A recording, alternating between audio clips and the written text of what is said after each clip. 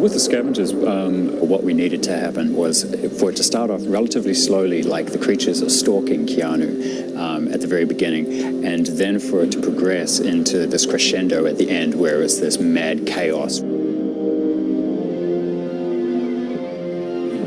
Because they don't have eyes, we had to use other senses, like their sense of smell and also their sense of touch. So we have them, they're sniffing the air. That also helped us develop the personality of these creatures. Close your eyes. Why?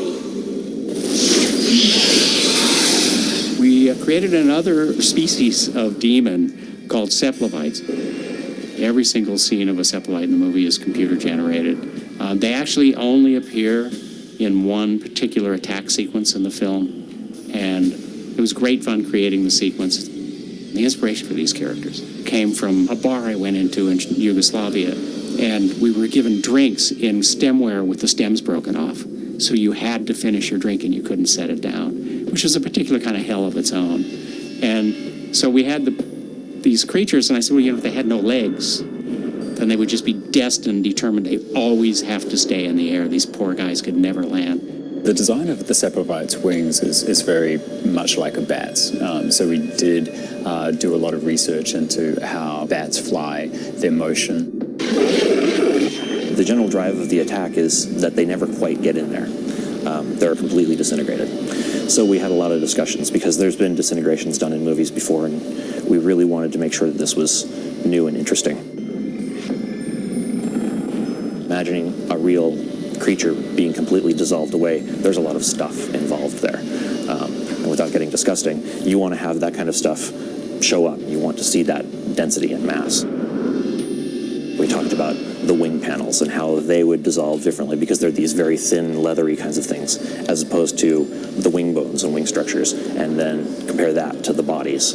And you can do kind of interesting things with having dust blow through those areas and how they dissolve and trying to make it fun and interesting.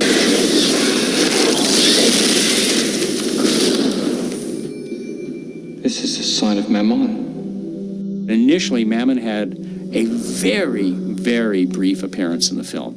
The Stan Winston guys built a Mammon puppet because all we had to do was just a little shock cut. And then it turned out his part grew because his performance was so good, I suppose. Francis liked the idea of Mammon and what we could do with him. So we created Mammon in CG at Tippett Studios. And he walks into a scene in Hydrotherapy Hell. And then we see him later through the skin of Rachel, but much more pronounced and much more clearly than we'd ever anticipated. So he wound up with a bigger part. And I understand his agent is negotiating for more money right now, I'm not sure. Mammon was a really interesting character, beautifully designed. Right off the bat, you notice that he has this real sense of evilness to him. He has these two big club feet. He has a gammy eye, it's like it's been fused over. He has this one bulbous eye, and also he's very pale and emaciated, but he just has this real presence of being extremely evil. Francis wanted him to look frightening, but not overpowering.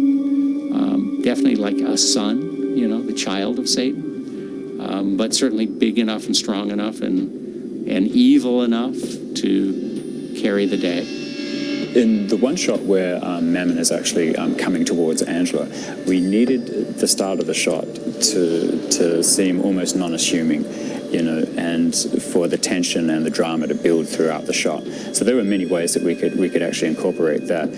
His motion at the beginning of the sequence was a little bit gimp-like. He's more hunched over, and then as he comes closer and closer to Angela, we were building up the tension with the camera continually tilting upwards.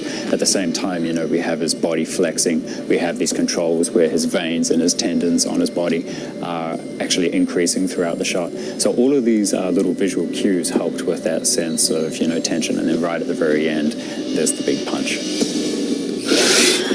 Filming can be hell at times. I wish I can say we had like a really funny story while we were shooting in hell, even though it's kind of a complex, really super effects filled sequence. It was actually one of the easier and simpler things to shoot for some reason. Hell is the one thing that's got to really work. If it doesn't work, you kind of blow the whole game. And it's the one thing where you could really fail. So hell was kind of a real hot point. I didn't come to this movie with many preconceived notions of hell, maybe because I'm Jewish, I'm not so sure. But the traditional images of hell, which are flames and fire and brimstone and those kinds of things, only to me meant that hell was a very violent place. And I wanted to make hell a violent place, a place that was scary and nasty, not someplace you would ever want to spend any time at all.